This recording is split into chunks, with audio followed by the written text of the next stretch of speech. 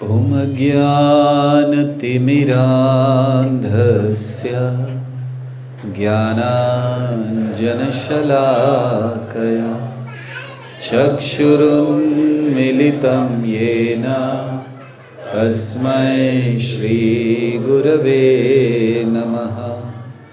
श्रीचैतन्यमनोभीष्टं स्थापितं येन भूतले स्वयं रूपः कदा मह्यं ददाति स्वपदान्तिकं। वन्देऽहं श्रीगुरौ श्रीयुतापदकमलं श्रीगुरून् वैष्णवांश्च श्रीरूपं साग्रजातं सहगण रघुनाथान्वितं तं सजीवं साद्वैतं सावधूतं परिजनसहितं कृष्णचैतन्यदेवं श्रीराधा कृष्णपादान् सहगण ललिता श्रीविशाखान्वितांश्च। हे कृष्ण करुणा सिंधु दीनबंधु जगत्पते गोपेश गोपिका कांत राधाकांत नमस्तुते। तप्त कांचन गौरांगी राधे वृंदावनेश्वरी वृषभानुसुते देवी प्रणमामि हरिप्रिये। वाञ्छाकल्पतरुभ्यश्च कृपा सिन्धुभ्य एव च पतितानां पावनेभ्यो वैष्णवेभ्यो नमो नमः। नमः ॐ विष्णुपादाय कृष्णप्रेष्ठाय भूतले श्रीमते भक्तिवेदान्त स्वामिनिति नामिने। नमस्ते सारस्वती देवे गौरवाणी प्रचारिणे निर्विशेष शून्यवादी पाश्चात्य देशतारिणे। जय श्री कृष्ण चैतन्य प्रभो नित्यानंद श्री अद्वैत गदाधर श्रीवासादि गौर भक्तवृंद। हरे कृष्णा कृष्ण कृष्ण हरे हरे हरे राम राम राम हरे हरे। हरे कृष्णा। आप सबको कार्तिक पूर्णिमा की बहुत बहुत हार्दिक शुभकामनाएं। आज बहुत ही विशेष दिवस है। ये जो पूर्णिमा है या ये जो दिवस जिस पर हम लोग अब हैं, इसमें बहुत से ऐसे महत्वपूर्ण आध्यात्मिक प्रसंग हुए हैं जिनकी सबकी चर्चा करना आज संभव नहीं है। कुछ महत्वपूर्ण प्रसंगों की चर्चा करेंगे जो आज के दिवस पर हुए। आज का दिवस क्यों महत्वपूर्ण है? बिकॉज़ हम लोग सब जानते हैं कि ये चतुर्मास का अंतिम दिवस है, कार्तिक महीने का अंतिम दिवस है, भीष्म पंचक व्रत का अंतिम दिवस है। तो इस दृष्टि से तो महत्वपूर्ण है ही, लेकिन कुछ और प्रसंग भी इसमें हुए थे, तो आज उनकी चर्चा करेंगे। तो आज कार्तिक पूर्णिमा के दिवस पर भगवान का एक बहुत महत्वपूर्ण अवतार प्रकट हुआ था, और वो था मत्स्य अवतार। भगवान ने मछली का रूप लिया था। 2 बार भगवान ने ये रूप लिया था। तो पहली बार जब ये रूप लिया, आप लोग थोड़ा सा आगे आ जाइए सब लोग पहले से, फिर नहीं तो कथा डिस्टर्ब होगी। जो लोग आ रहे हैं पीछे बैठने की जगह रहेगी। जितना आगे आ सकते हैं आगे आ जाइए सब लोग। कोई बात नहीं, थोड़ा सा हिलना पड़ेगा, हिल जाइए, ऐसा कुछ नहीं। आप लोग भी सब थोड़े आगे आ जाइए ताकि पीछे अभी ऑलरेडी जगह कम पड़ रही है, थोड़ा सा आगे आ जाए। बीच में आप लोगों ने बहुत जगह छोड़ी हुई है, कोई बात नहीं, अगर वहाँ कारपेट जरा सा नहीं है आप बैठ सकते हैं।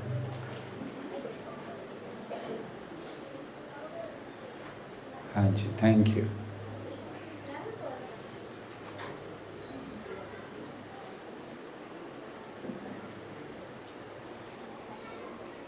सो मत्स्य अवतार 2 हुए थे। श्रीमद् भागवत में वर्णन आता है, परीक्षित महाराज एक प्रश्न पूछते हैं शुकदेव गोस्वामी से। वे कहते हैं कि हमने सुना है कि भगवान ने मछली का रूप लिया, ये इतना निम्न रूप उन्होंने क्यों लिया? बाकियों को, हम लोगों को तो 84 लाख योनियों में घूमना होता है और उसके लिए हमें मछली बनना पड़ता है, जानवर बनना पड़ता है, पेड़ बनना पड़ता है, मगर भगवान को तो कोई कर्म नहीं है, वो तो अपनी इच्छा से आते हैं, तो फिर उन्होंने ऐसा रूप क्यों लिया? शुकदेव गोस्वामी ने जब ये प्रश्न सुना तो उन्होंने समझाया, उनका प्रश्न यही था कि भगवान क्यों ऐसे आ रहे हैं या स्वयं क्यों आते हैं इस रूप में। भगवान के अवतार मतलब भगवान स्वयं रूप लेते हैं, तो किसी को भेज सकते थे कुछ करने के लिए, स्वयं क्यों आते हैं? वैसे एक कारण भगवान के स्वयं आने का, यह बहुत महत्वपूर्ण कारण है, प्रेम। भगवान हमसे प्रेम करते हैं। ऐसा ही प्रश्न अकबर ने बीरबल से किया, अरे तुम्हारे भगवान क्यों आते हैं? ये अलग अलग रूप लेते हैं, क्यों आते हैं? देखो मैं राजा हूँ, मुझे कहीं जाना पड़ता है, मैं अपने सैनिक भेज देता हूँ, मैं सेनापति भेज देता हूँ, मैं मंत्री भेज देता हूँ, मैं तो खुद नहीं जाता, लेकिन तुम्हारे ये भगवान बारंबार आते हैं। तो बीरबल ने कहा, समझाएंगे आपको। बीरबल हर चीज़ समय पर करते थे, क्योंकि समय पर समझाने से लोगों को समझ में आता है ना, नहीं तो समझ में नहीं आता है।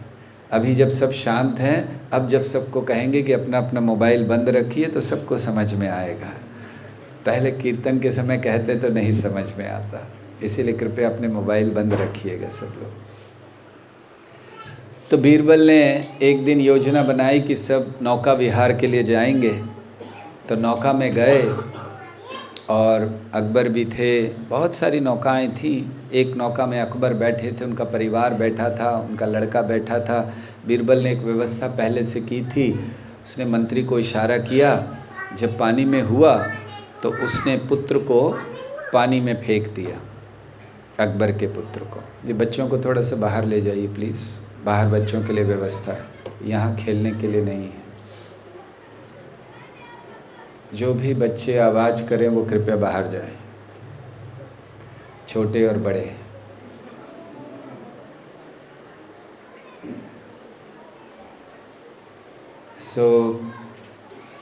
तो बीरबल ने लड़के को ऐसे नीचे पानी में फेंकवा दिया।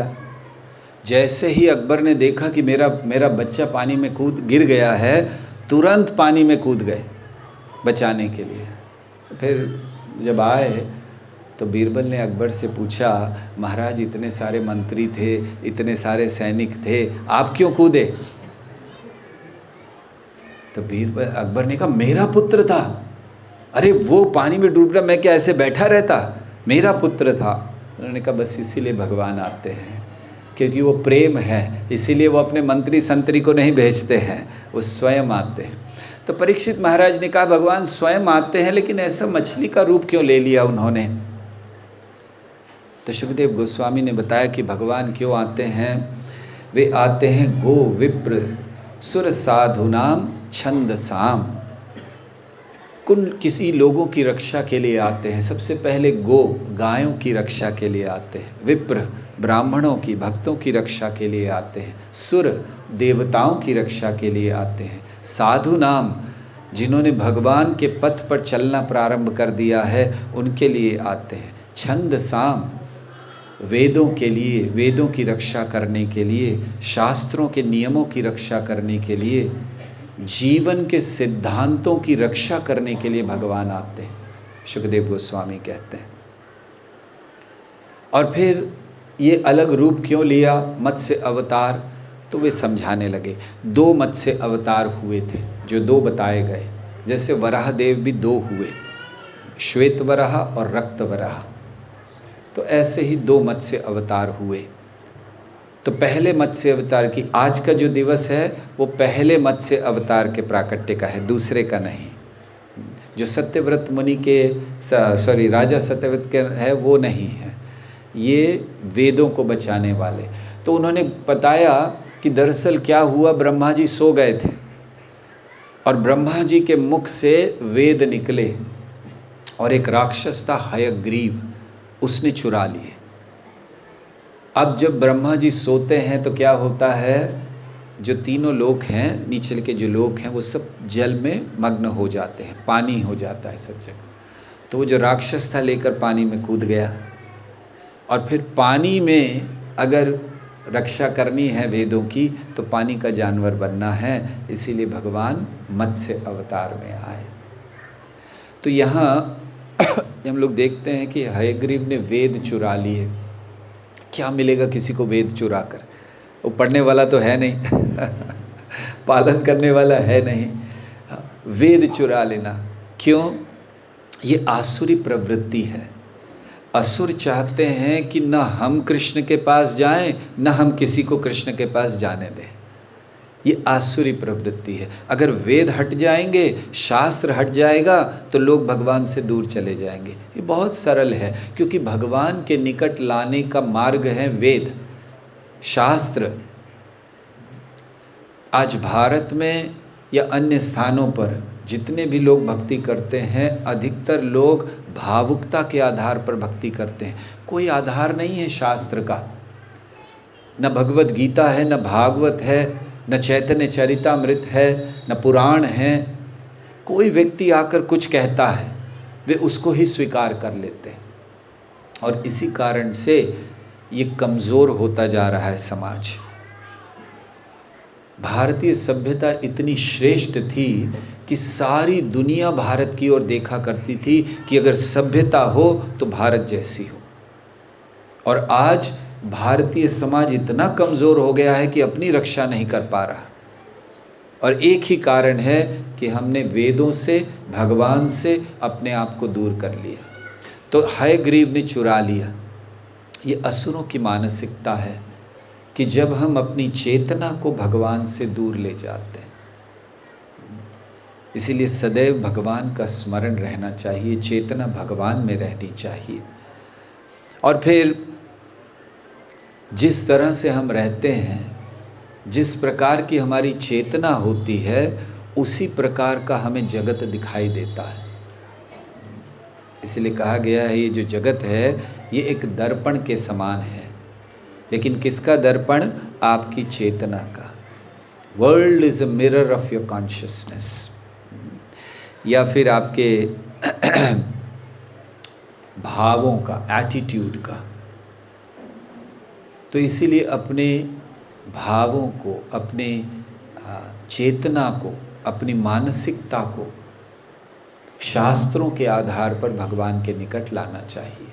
तो भक्ति कीजिए, भगवान का नाम लीजिए, लेकिन शास्त्र के अनुसार, मन से नहीं। जो हमें अच्छा लगता है वो नहीं। मंत्र बहुत सारे हैं, लेकिन हर समय के लिए एक मंत्र होता है। आज का जो समय है कलयुग, इसके लिए कलि संतरण उपनिषद में ब्रह्मा जी ने केवल हरे कृष्ण महामंत्र दिया है।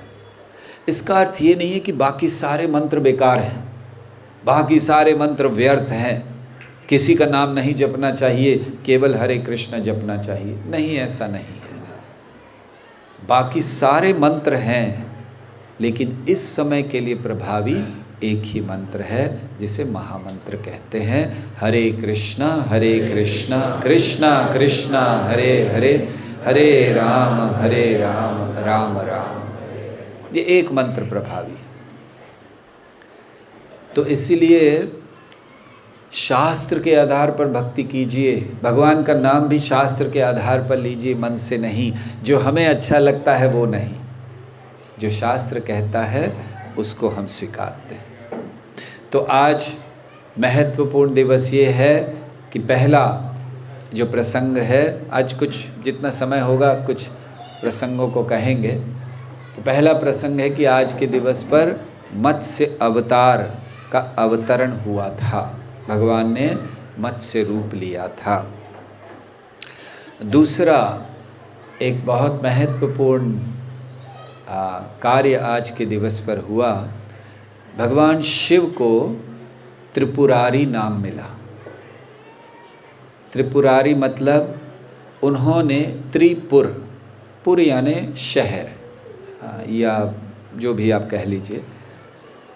दरअसल ऐसा हुआ था, ये त्रिपुरारी नाम क्यों हुआ और आज का दिवस, इसीलिए आज के दिवस पर ये बड़ा महत्वपूर्ण दिवस माना जाता है। आज के दिवस का एक नाम है देव दीपावली। क्यों कहते हैं इसको देव दीपावली?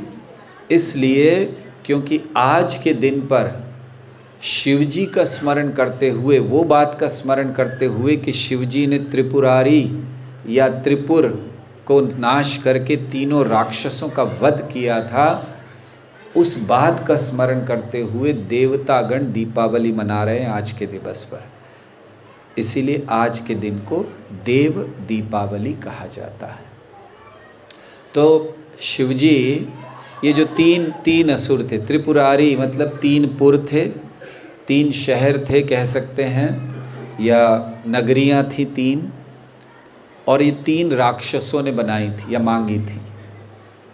हुआ ये था कि 3 राक्षस थे, तीनों भाई, पूरा परिवार ही राक्षस। एक आध कोई निकले तो ठीक है, तीनों के तीनों राक्षस। तो तीनों ने जाकर तपस्या की, बहुत कड़ी तपस्या। राक्षसों को पता नहीं कहाँ से बल मिल जाता है इतनी तपस्या करने में। हम लोग तो 4 दिन साल में करते, हम सोचते हमने बहुत कुछ कर लिया, और ये राक्षस कहाँ कहाँ कैसी तपस्या करते। तो बड़ी कड़ी तपस्या की उन्होंने, ब्रह्मा जी को प्रसन्न किया। ब्रह्मा जी आए, सो ब्रह्मा जी ने कहा मांगो, क्या मांगना है। वैसे जब भी तपस्या की जाती है तो उसका फल मिलता है। हमें आशा आप में से बहुत से लोगों ने पिछले 4 दिन में तपस्या की है। कितने लोगों ने भीष्म पंचक व्रत किया? हाथ ऊपर कीजिए। भीष्म पंचक, कुछ भी किया हो, थोड़ा भी, लेकिन किया। ओह बहुत अच्छा, बड़ी प्रसन्नता, इतने सारे लोगों ने किया। हम सोच रहे थे शायद 2-4 लोगों ने किया होगा। सो बहुत अच्छा, थैंक यू, धन्यवाद। तो जब भी तपस्या करते हैं उसका फल जरूर मिलता है। अब भीष्म पंचक का क्या मिलेगा ये तो क्लास के बाद में बताएंगे। लेकिन तो ब्रह्मा जी आए, ब्रह्मा जी ने इनसे कहा, तो आप जानते असुरों का एक ही, हर समय एक ही वरदान मांगते हैं, वो मरना नहीं चाहते। हिरण्यकशिपु ने क्या मांगा, रावण ने क्या मांगा, इन्होंने भी यही मांगा, मरना नहीं चाहते। ब्रह्मा जी को हंसी आती है क्योंकि ब्रह्मा जी खुद मरने वाले हैं, कहाँ से वरदान दे दें। तो ब्रह्मा जी ने कहा देखो ये संभव नहीं है, ये तो प्रकृति का नियम है। भगवान ने भगवत गीता में कहा ना, जातस्य ही ध्रुवो मृत्युर ध्रुवम जन्म मृतस्य च। जातस्य ही, जिसने जन्म लिया है उसकी मृत्यु निश्चित है। जातस्य ही ध्रुव, ध्रुव मतलब निश्चित मृत्यु। जातस्य ही ध्रुवो मृत्युर ध्रुवम जन्म मृतस्य च। और जिसकी मृत्यु हो गई है उसका तो जन्म भी निश्चित है। तो ब्रह्मा जी कहे ये नहीं हो सकता। तो अब वो सोचने लगे बहुत। फिर असुरों की बुद्धि बड़ी तेज चलती है ना। जैसे हिरण्यकश्यप की चली थी, अंदर नहीं मरूं, बाहर नहीं मरूं, दिन में नहीं मरूं, रात में नहीं मरूं, मनुष्य से नहीं मरूं, जानवर से नहीं मरूं, कितना नहीं मरूं, फिर भी मर गया था। तो अब ब्रह्मा जी से इन्होंने भी सोचा क्या करें, क्या ऐसी चीज़ मांगे जिससे हम मरे नहीं। तो इन्होंने बहुत दिमाग लगाकर ब्रह्मा जी से मांगा कि हमें 3 नगरियां दीजिए, एक सोने की, एक चांदी की, एक लोहे की। 3 नगरियां होंगी हमारी अलग अलग, त्रिपुर। और ये 3 नगरियां अलग अलग जगह पर होंगी, बड़ी दूर। 1000 साल में एक बार केवल कुछ समय के लिए तीनों साथ में आएंगी। और हमारी मृत्यु तब होगी जब ये तीनों साथ में हों और एक कोई व्यक्ति इन तीनों को एक ही तीर से मारे। एक ही तीर से तीनों शहरों को, तीनों नगरियों को ख़त्म करे, तब हमारी मृत्यु हो, नहीं तो हमारी मृत्यु नहीं हो। उन्होंने इतना दिमाग लगाया, कौन कर सकता है बताइए। 1000 साल तक तो अलग रहेंगे तीनों, और फिर 1000 साल बाद थोड़े समय के लिए साथ में आएंगे, बस वही क्षण है कि उनको तीर मारना, और वो भी एक तीर से मारकर ख़त्म करना है तीनों नगरियों को। तो उन्होंने सोच लिया हमें तो कोई मार ही नहीं सकता। तो फिर जब आगे चलकर इनका बहुत आतंक बढ़ा, देवताओं को तो भागना पड़ा क्योंकि कोई परास्त ही नहीं कर पा रहा था इनको। तो फिर देवताओं ने प्रार्थना की शिव जी से कि आप कुछ कीजिए, आप इनको समाप्त कीजिए, मारिए। तो शिव जी फिर आए थे स्वयं युद्ध करने, और शिव जी ने इंतज़ार किया कि जब तीनों, क्योंकि ब्रह्मा जी के वचन को भी पूरा करना है ना, तो जब तीनों, और ब्रह्मा जी भी देखिए आंख बंद करके वचन देते हैं। ये कोई वचन देने वाली बात है? कोई ऐसे पूछ रहा है कि 1000 साल तक 3 शहर अलग रहें, साथ में आएँ कुछ समय के लिए, उसी समय एक ही तीर से तीनों खत्म हो, और ब्रह्मा जी भी तथास्तु। ब्रह्मा जी को डांट भी बहुत पड़ती है लेकिन सुनते नहीं हैं। जब नरसिंह देव के रूप में भगवान आए थे, तो जब ऑपरेशन कर दिया नरसिंह देव का, और सॉरी नरसिंह देव ने हिरण्यकश्यपु का ऑपरेशन कर दिया, तो उसके बाद ब्रह्मा जी खड़े थे, तो ऐसे देखा भगवान ने ब्रह्मा जी को, और ब्रह्मा जी ऐसे थर थर काँप रहे थे। भगवान उनको कह रहे थे कि कुछ भी बोल देते हो, तुम्हारी वजह से मुझे सारा मेकअप करना पड़ता है। लेकिन ब्रह्मा जी सुनते नहीं, देते रहते। तो खैर उसका कारण ये है कि ब्रह्मा जी जानते मैं जो भी बोलूँगा भगवान उसको पूरा कर कर भी इसको मार देंगे। ये विश्वास है उनका। तो ब्रह्मा जी ने दे दिया। अब शिव जी आए तो वो वचन को बनाए रखना, तो शिव जी ने इंतज़ार किया कि कब तीनों साथ में आए, और फिर एक ही तीर से, शिव जी शक्तिशाली हैं, शिव जी कर सकते हैं, तो एक ही तीर से उन्होंने तीनों नगरियों को, त्रिपुर उसको समाप्त कर दिया, और राक्षसों को भी मारा, तीनों असुरों को। तो इसीलिए उनका नाम हुआ त्रिपुरारी। और उन त्रिपुरारी के आज के दिवस पर उन्होंने किया था, इसीलिए आज के दिवस पर देवलोकों में दीपावली मनाई जाती है। इसीलिए आज के दिन को देव दीपावली कहते हैं। बहुत महत्वपूर्ण दिन है। ये दूसरा प्रसंग हुआ था। तीसरा प्रसंग शिवजी से ही संबंधित है। आज का दिवस है जब शिवजी के पुत्र कार्तिकेय या स्कंद या सुब्रमण्यम, इनका जन्म हुआ था आज के दिवस पर। तो ये भी कथा बड़े विस्तार से पुराणों में आती है कि एक असुर था जिसने एक वर मांग लिया ब्रह्मा जी से। ये तब था जब सती देवी अपने देह को त्याग चुकी थी। शिवजी की पत्नी नहीं है, शिवजी अकेले हैं। सती ने अपना आत्मदाह कर दिया। तो असुर को पता था, तो उसने ब्रह्मा जी से वरदान मांगा, मुझे ये सब वरदान दीजिए कि मैं केवल शिवजी के पुत्र के द्वारा मारा जाऊं। क्योंकि वो सोच रहा था पुत्र कहाँ से होगा, सती तो गई और शिवजी तो ऐसा काम नहीं करेंगे। तो उसने सोच लिया, उसने कहा शिवजी के पुत्र से ही मारा जाऊं। अच्छा, उसको ये नहीं पता था कि सती देवी पुनः पार्वती के रूप में आने वाली हैं, आ गई हैं, और फिर उनसे पुत्र प्राप्ति होगी। तो उसने ऐसे मांगा। तो फिर बड़ा भयंकर वो उत्पात करने लगा, कोई मार नहीं इसके। ब्रह्मा जी में भी हाथ, देखिए ब्रह्मा जी को पता नहीं, खैर अब ज़्यादा नहीं बोलेंगे, नहीं तो ऊपर से हमें दंड देंगे वो कि तुम बहुत बोलते हो मेरे बारे में। तो ब्रह्मा जी ने भी फिर दे दिया। तो अब शिव जी के पुत्र ही मारेंगे, अब कोई कर नहीं पा रहा, अब उनको सेनापति चाहिए, देवता हार रहे हैं।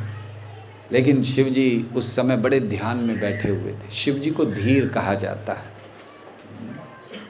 अभी आने वाले रविवार से शिव जी की कथा करने वाले हैं, शिव और सती की कथा, और उसमें शिव जी के विषय में विस्तार से चर्चा होगी, क्योंकि बहुत सारी भ्रांतियां हैं लोगों के मन में, और शिव जी की बहुत सुंदर सुंदर लीलाएं भी हैं। तो सब की चर्चा आने वाले रविवार से हम लोग करने वाले हैं। आप लोग रविवार को आते हैं कि नहीं आते हैं? नहीं आते हैं? पर हरि बोल से समझ नहीं आता। हम बोलते आते हैं हरि बोल, नहीं आते हैं हरि बोल। कितने लोग आते हैं? हाथ ऊपर कीजिए रविवार को। अच्छा, वेरी नाइस। कितने लोग समय पर आते हैं? हाथ ऊपर कीजिए।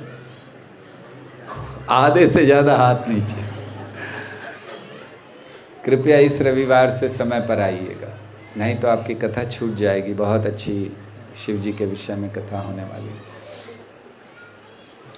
क्या चर्चा कर रहे थे हम लोग? शिव जी को धीर कहा जाता है। धीर का अर्थ क्या होता है? वो व्यक्ति जिसको अपने ऊपर पूर्ण नियंत्रण है। तो शिव जी ध्यान में बैठे हुए हैं। किसका ध्यान करते हैं शिव जी?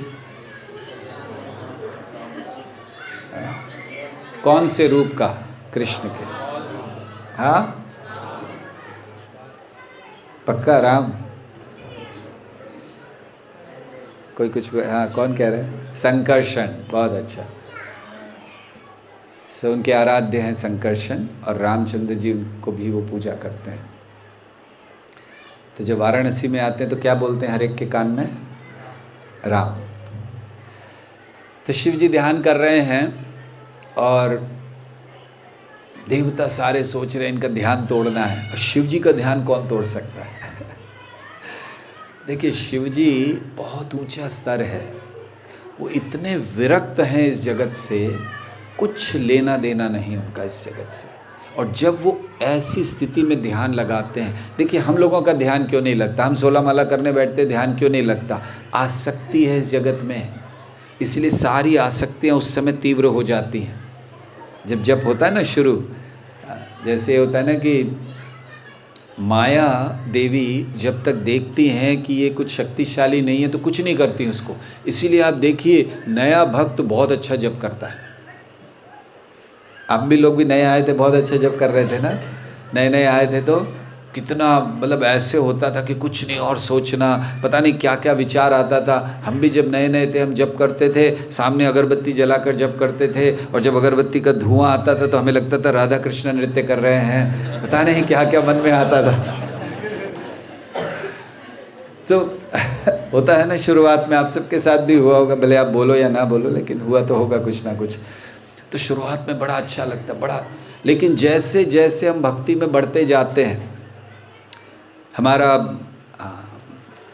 ज्ञान बढ़ जाता है, हमारा सेवा बढ़ जाती है, तब पता चलता है कि धीरे धीरे वो भाव खत्म हो रहा है, प्रभाव ज़्यादा हो रहा है। ऐसा लगता है कि अब पहले इतना भौतिक आकर्षण नहीं था जितना अब हो गया है। ऐसा लगता है आप लोगों को? कारण एक ही है कि माया देवी जब देखती हैं कि इसकी कोई शक्ति नहीं है तो उसको जो करना है करने देती हैं। लेकिन जब जैसे कोई दो पहलवान हैं, अब वो पहलवानी करने आए और सामने वाला पहले ही गिर जाए चारों खाने चित्त कहते ना, वो पहले गिर जाए तो दूसरा वाला क्या उसके ऊपर चढ़कर मारेगा उसको? पहले ही गिर गया, इसको क्या मारना? तो माया देवी देखती है इसको तो कुछ वैसी ही शक्ति नहीं है, इसको क्या मारना, तो तंग नहीं करती है। लेकिन जब ज्ञान बढ़ जाता है, सेवा बढ़ जाती है, माया देखती है थोड़ा आगे बढ़ रहा है, अब कुछ करना पड़ेगा, तब माया प्रभाव डालती है। तो शिवजी पूर्ण विरक्त हैं, तो उनको इस जगत से कुछ लेना देना नहीं, इसलिए उनके ध्यान को कोई भंग नहीं कर सकता। प्रहलाद महाराज, इस जगत से कुछ लेना देना नहीं, इसलिए उनके ध्यान को कोई भंग नहीं कर सकता। हमारे ध्यान को तो बच्चों की आवाज़ भंग कर देती है ना? Thank you.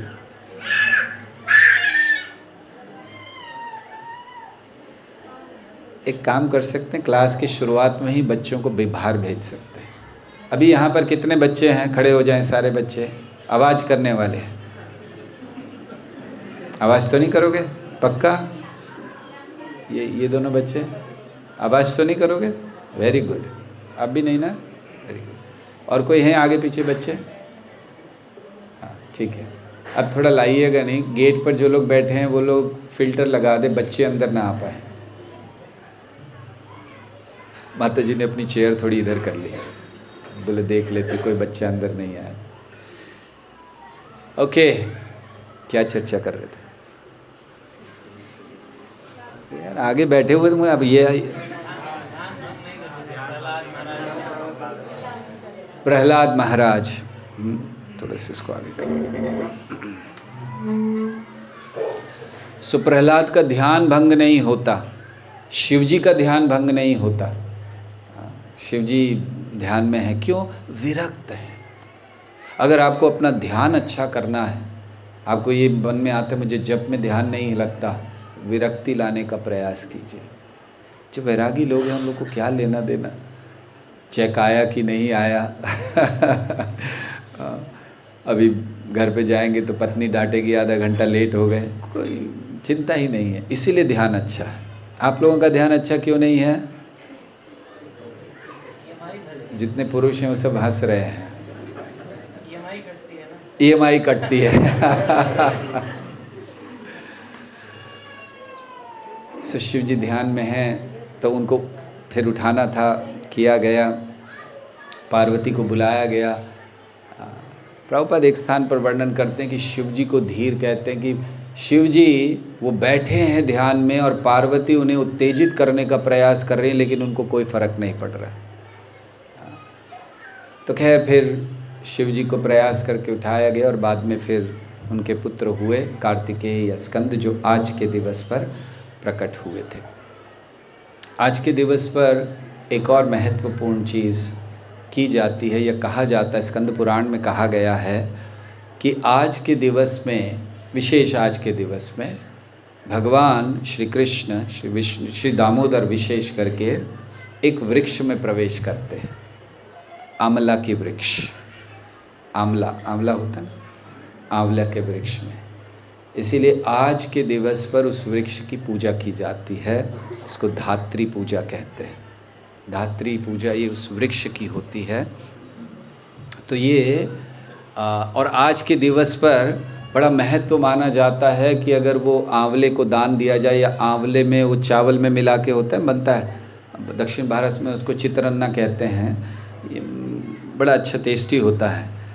आप लोग सारे उत्तर भारत के हमारी तरफ ऐसे देख रहे हैं कि कभी बना के खिलाइए प्रभु जी, हमें भी नहीं पता है, हमने खाया है लेकिन पता नहीं कैसे बनाना। तो वो आंवला आज के दिवस पर दान करने का महत्व बहुत माना गया, क्योंकि भगवान उस वृक्ष में आज के दिवस में प्रवेश करते हैं। तो इसलिए बहुत महत्वपूर्ण दिवस है। और एक बड़ा महत्वपूर्ण प्राकट्य आज के दिवस पर है। दरअसल आज हम उसकी बात करने वाले थे, ये तो केवल इंट्रोडक्शन चल रहा था अभी तक। कार्तिक पूर्णिमा के दिवस पर तुलसी महारानी या तुलसी देवी ने माधवी देवी के पुत्री के रूप में जन्म लिया था। ये कार्तिक पूर्णिमा पर हुआ था। तुलसी जिनकी हम पूजा करते हैं, तो ये तुलसी देवी प्रकट हुई थी पुत्री के रूप में। तो अब थोड़ी सी कथा तुलसी देवी की करना चाहते हैं, अगर आप सबकी अनुमति है तो। इतना धीरे बोल रहे, लग रहा है कि सब भीष्म पंचक किए हुए लग रहे थे पहले तो सारे। सो तुलसी महारानी या तुलसी देवी बहुत बड़ी कथा है। स्कंद पुराण में कई अध्यायों में ये कथा दी गई, पद्म पुराण में भी कथा आती है, तो बहुत विस्तार से है, बड़ा उसका बैकग्राउंड है। हम सोच रहे थे क्या बताएं और क्या ना बताएं, इतनी महत्वपूर्ण ये कथा है। तो हम बहुत संक्षेप में कुछ ही चीज़ों को ले रहे हैं ताकि समय पर सब कुछ हो सके। इसको खोलना नहीं चाहिए दरवाजे को, आप उधर से जाना चाहिए, ठीक है? अभी वहाँ से जाएंगे तो किसी को कहिए बंद कर देंगे।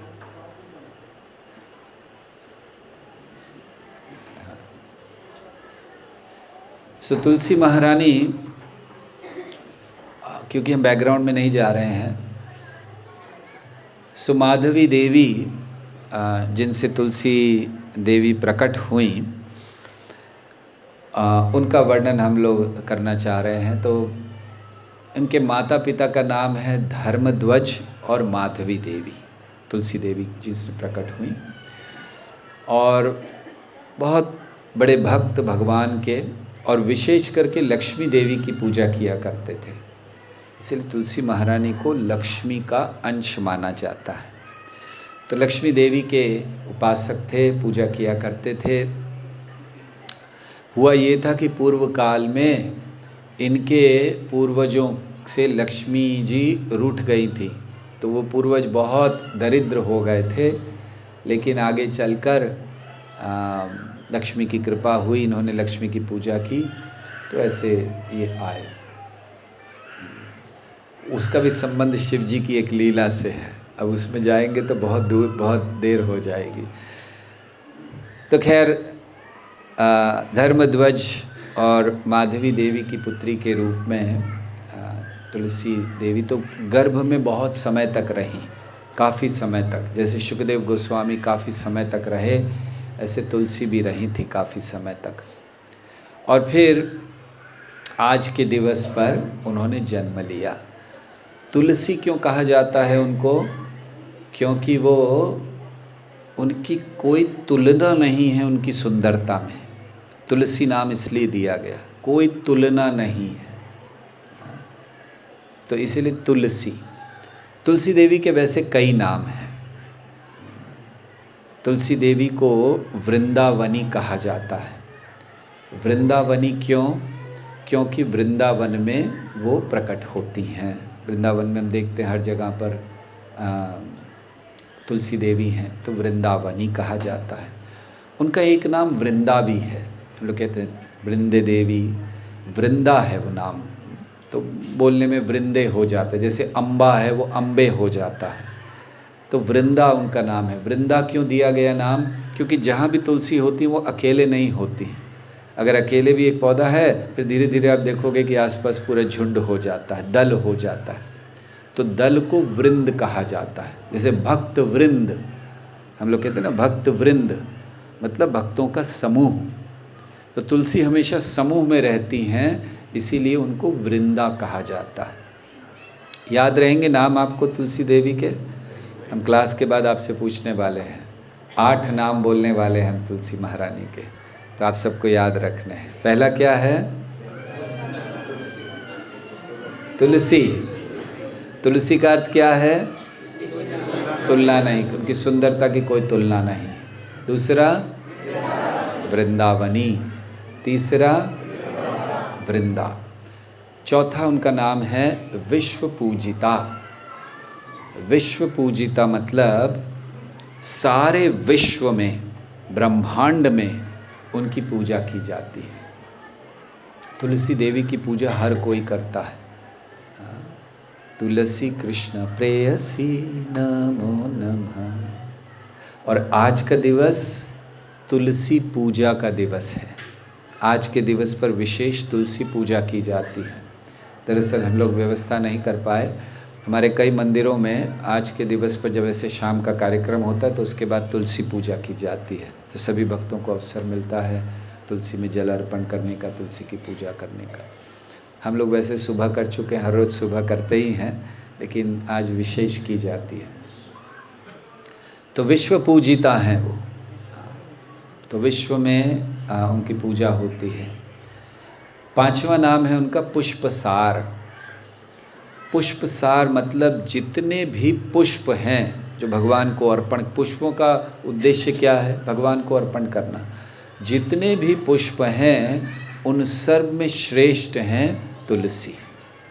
हालांकि हम कहें तुलसी तो पुष्प नहीं है, तुलसी तो वृक्ष है, पत्ता है, नहीं, उनको पुष्प माना जाता है क्योंकि भगवान उसको उस तरह से स्वीकार करते हैं। तो इसलिए पुष्पसार एक तुलसी देवी का नाम है। कितने हो गए? 5 नाम हो गए। 6ठा नाम है उनका नंदिनी। नंदिनी का अर्थ है जो श्रद्धा और आनंद को प्रदान करती हैं, उन्हें नंदिनी कहते हैं। तो ये उनका 6ठा नाम है। 7वां नाम है कृष्ण जीवनी। कृष्ण जीवनी मतलब श्री कृष्ण का वो जीवन है। श्री कृष्ण कुछ भी स्वीकार नहीं करते उनके बिना। एक बहुत सुंदर श्लोक आया है बृहद नारदीय पुराण में, उसमें कहा गया है, तुलसी विनाय क्रियते न पूजा स्नानं न तद्य तुलसी विना कृतं भुक्तं न तद्यत् तुलसी विना कृतं, पीतं न तद्यत् तुलसी विना कृतं। तो कहा गया कृष्ण क्या करते हैं, तुलसी विना यह क्रियते न पूजा, तुलसी के बिना भगवान की कभी भी पूजा नहीं करनी चाहिए, होती ही नहीं है। आपने बहुत अच्छा ड्रेसिंग कर दिया, आपने बहुत अच्छा सब कुछ किया, लेकिन अंत में तुलसी अर्पण नहीं की, पूजा पूरी नहीं मानी जाती। ये शास्त्र का वचन है। बृहद नारदीय पुराण कह रहा है तुलसी विना यह क्रियते न पूजा। और फिर स्नानम न तद्यत, भगवान को जब स्नान भी कराया जाता है तो बिना तुलसी विना कृतम, तुलसी के बिना नहीं करना चाहिए। इसीलिए जब हम स्नान कराते हैं भगवान को तो उसमें तुलसी दल डालते हैं, आशा है डालते हैं पुजारी सब, तुलसी दल के बिना नहीं होता है।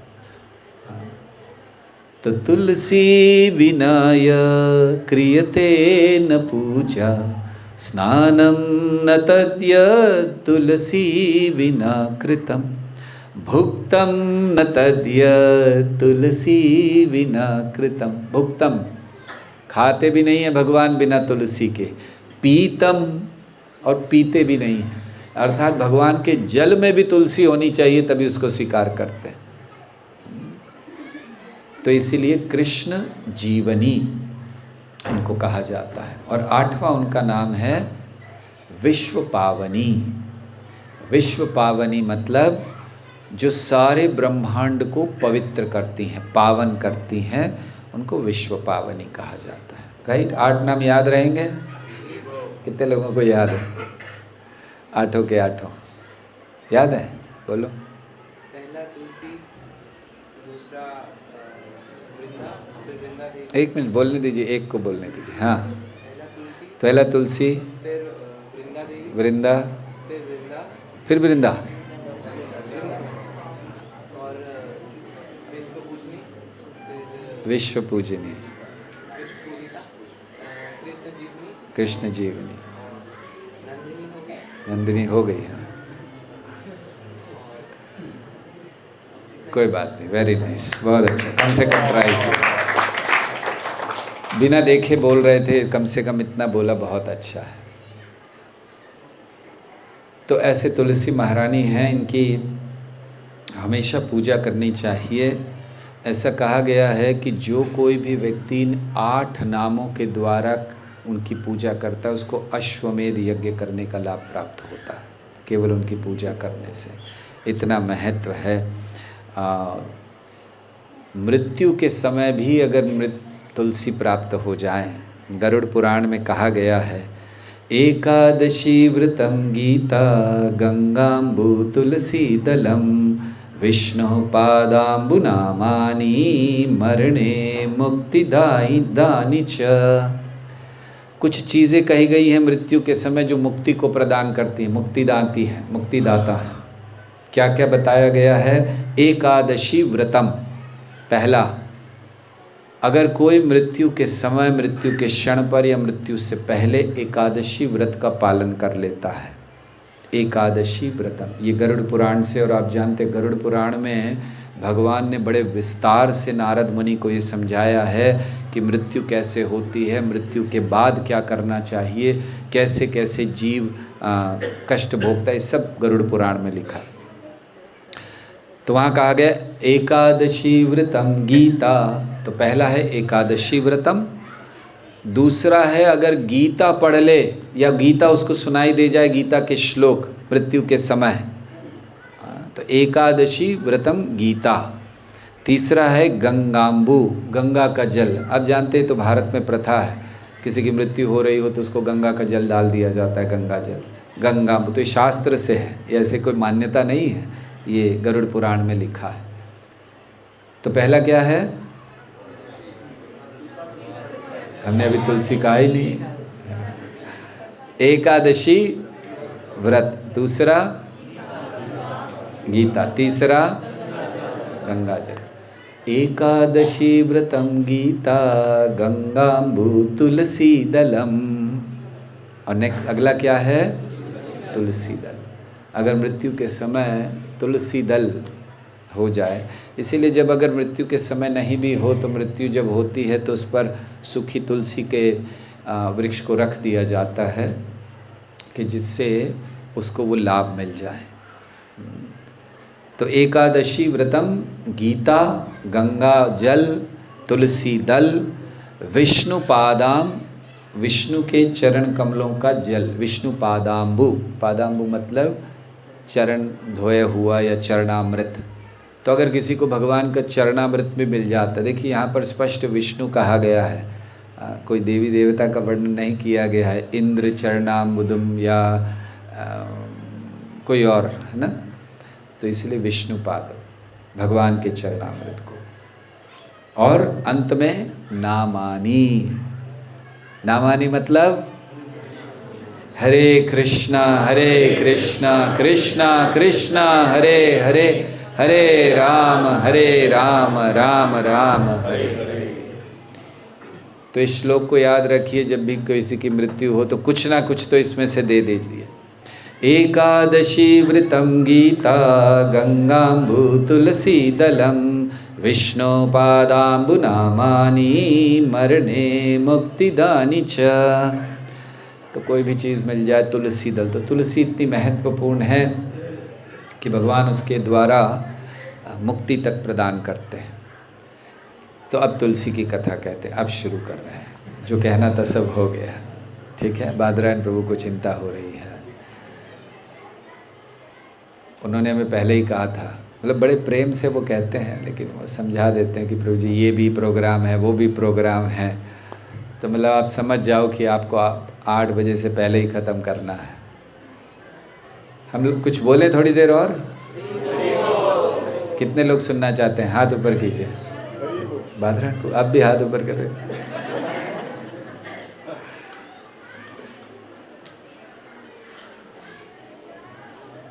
ओके, इच्छा तो बहुत है विस्तार से कहने की, लेकिन अभी बच्चे तैयार होकर बैठे हैं, कुछ उनका भी प्रोग्राम है ना आज, और अन्य भी चर्चाएं हैं। तो तुलसी देवी की कथा फिर कभी कहें बड़े विस्तार से। तुलसी शालिग्राम की कथा है, इतना महत्व दिया गया स्कंद पुराण में, इसको बताया है कि शालिग्राम के अलग अलग रूप बताए हैं, और ये भी बताया कौन से शालिग्राम की पूजा नहीं करनी चाहिए।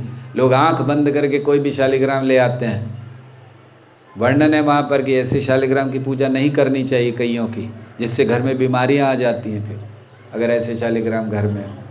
तो तुलसी शालिग्राम का बहुत विस्तार से कथा है। केवल तुलसी के कैसे वृक्ष के रूप में आई इतना हम बता देते हैं, बाकी की कथा फिर आगे करेंगे कभी। शालिग्राम की कथा करनी चाहिए ताकि सबको पता हो। कई लोगों को शौक़ है शालिग्राम लाने का। बहुत स्पष्ट भगवान ने खुद कहा है कि जो गंडकी नदी के निकट पर्वत है, उससे टूट टूट के जो पत्थर गिरते हैं नदी में, वो ही केवल पूजित हैं। जो बाहर गिर जाते हैं और धूप के कारण वो पीले पड़ जाते हैं या ब्राउन हो जाते हैं, उनको बिल्कुल पूजा नहीं करनी चाहिए। तो खैर अभी सबको पता नहीं, और उसमें बहुत विस्तार से वर्णन किया है कि वो जो कीड़े होते हैं जिनको वज्र कीट कहा जाता है, वे लोग उस पर मार्क्स बनाते हैं, और अलग अलग मार्क्स के अनुसार वो जाना जाता है। किसी में 4 चक्र होते हैं, किसी में 1 प्रवेश द्वार होता है, किसी में 2 होता है, ऐसे बहुत सारे हैं। तो ये एक पूरा विज्ञान है, ऐसे नहीं कि हमें किसी ने दे दिया बस हमने रख लिया शालिग्राम पूजा कर रहे हैं। शालिग्राम को कोई भी इंस्टॉलेशन की, प्राण प्रतिष्ठा की ज़रूरत नहीं है, को ऐसे ही पूजा की जाती है, क्योंकि माना जाता है कि वो और उनमें भगवान में कोई अंतर नहीं, भगवान ने स्वयं कहा है इसको। तो इस कथा को कभी और कहेंगे तुलसी महारानी की, क्योंकि हम चाहते हैं कि विस्तार से कहें, संक्षेप में 5 मिनट में ना कहें।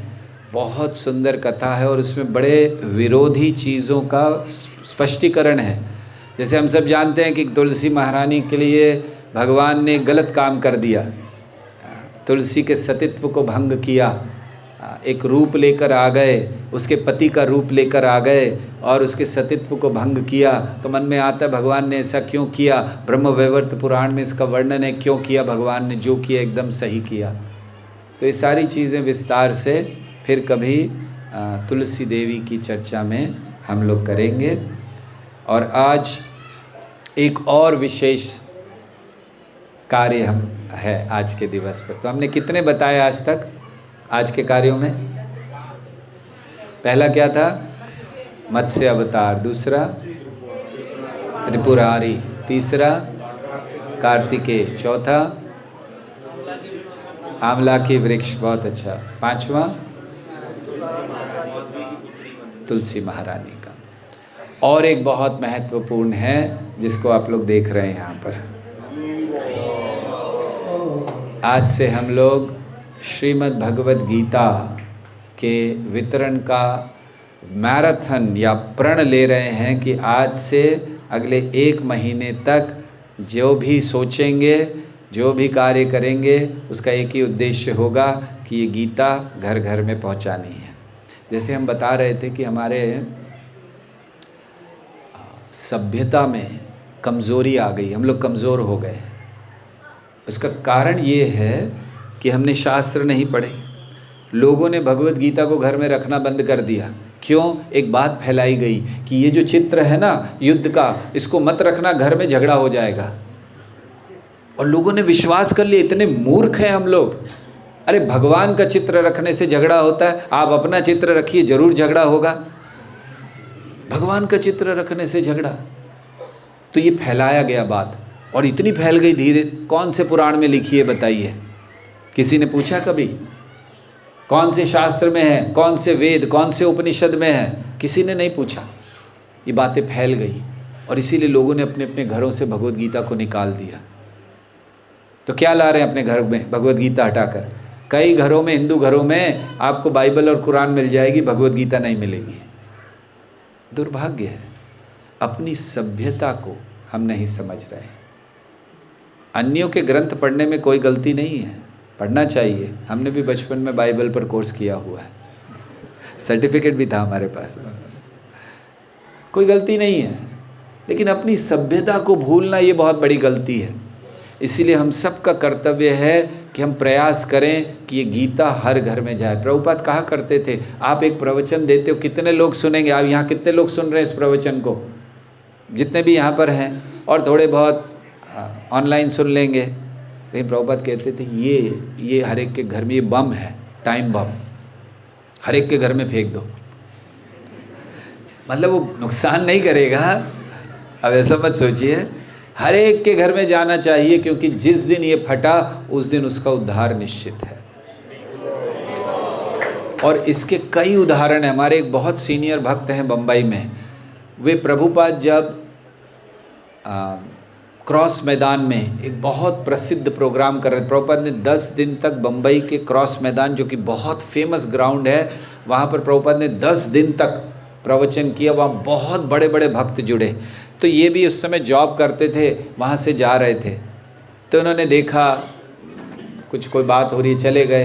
तो वहाँ ऐसे स्टॉल लगा था और भक्तों ने कहा नहीं आपको लेना चाहिए, लेना चाहिए। इनकी कोई इच्छा नहीं थी भगवद गीता, लेकिन इतना कहा, और विदेशी भक्त कह रहे थे, उस समय सारे विदेशी थे। तो इनको लगा चलो ये विदेशी इतना कह रहे हैं, ले लेता हूँ, अपनी भगवद गीता है। इन्होंने लिया, जैसा बंद है वैसे का वैसे, क्योंकि इसका नाम भी है ना भगवद गीता जशी आहे तशी। मराठी में है कि जैसी है वैसी, यथारूप, मतलब मराठी में एक नाम दिया है उसको, जशी आहे तशी, जैसी है वैसी। तो जैसी है वैसी ही रख दी घर ले जाकर। वो बताते हैं 17 साल नहीं खोली, 17 साल। उनको बहुत दुख हुआ, क्योंकि उसी दिन खोल लेते, प्रभुपाद को भाग जाते मिलने के लिए, उनको कोई चिंता नहीं। 17 साल नहीं खोली उन्होंने, और उनके घर में बंद रही टाइम बम, ये जशी आहे तशी, जैसी है वैसी, यथारूप। तो यथारूप उन्होंने ले जाकर कबर्ड में रख दी बस। लेकिन 17 साल बाद उनके घर में बम फटा और उन्होंने पढ़नी शुरू की। आज उनका पूरा परिवार भक्त है। अब तो वो काफ़ी वृद्ध हो गए, उनका परिवार भक्त है, सारे हर घर में, पूरे घर में दीक्षित भक्त हैं उनके। वे खुद प्रचार करते हैं भगवद गीता का, उनका परिवार प्रचार करता है भगवद गीता का। देखिए, एक भगवद गीता इवन अगर 17 साल किसी ने रख कर खोली है, उसका लाभ ये हो सकता है। तो अगर कोई एक भगवद गीता हम किसी के घर में दें, वो 17 दिन में खोल ले, तो फिर क्या हो जाएगा। तो इसलिए इस गीता को हमें हर घर तक पहुंचाना ही है। लोगो होना चाहिए हमारा हर घर गीता। आज हर घर में इंटरनेट है या नहीं है? आज हर घर में मोबाइल है, स्मार्टफोन है, आज स्मार्ट वॉचेस भी हैं आजकल। तो हमने सुना, हमने नहीं पहनी है लेकिन है। तो मोबाइल है घर में, इंटरनेट है, टीवी है, सब कुछ है ना। तो गीता भी होनी चाहिए, क्योंकि गीता जाएगी तो जो बेकार की चीज़ें अपने आप बाहर चली जाएंगी। तो हमारी आप सबसे विनती है कि आप लोग जितना हो सके इस आने वाले महीने में, हम लोगों ने कुछ व्यवस्था भी की है, उसको दिखाया जाएगा। अभी शुरू करिए जरा उसको। हम लोग इस महीने में कुछ व्यवस्था भी कर रहे हैं, लेकिन आपसे हमारी विनती है कि इसको बड़ी गंभीरता से लीजिए। प्रभुपाद को बहुत प्रिय था। देखिए, प्रभुपाद का स्माइल बढ़ गया, हमें लग रहा है। जैसे ही बुक डिस्ट्रीब्यूशन, जब तक हम बोल रहे थे ऐसा लग रहा था कि प्रभुपाद सोच रहे कब बंद होगा, कब बंद होगा। जैसे ही बुक डिस्ट्रीब्यूशन के बारे में बोला, ऐसा लग रहा है कि उनका स्माइल बढ़ गया।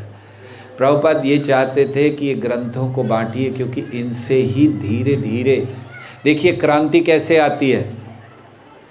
क्रांति एक व्यक्ति के कुछ करने से नहीं आती है।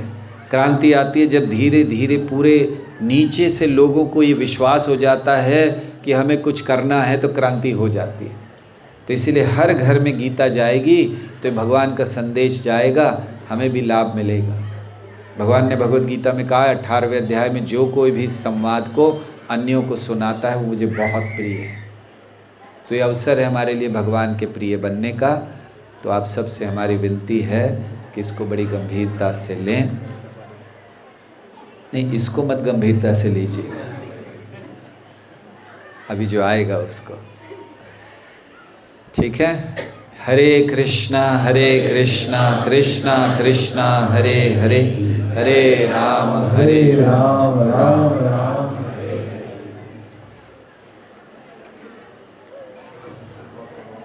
थोड़ा नीचे करो उसको, बहुत ऊपर हो गया।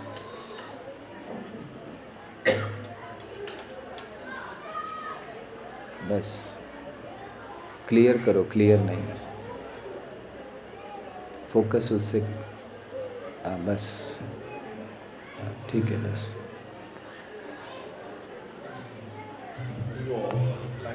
लाइट्स थोड़ी ऑफ कर दीजिए, जो भी जहाँ बैठे हैं। पीछे से, पीछे का ठीक है, ये वाली माता जी, यहाँ की लाइट्स थोड़ी ऑफ।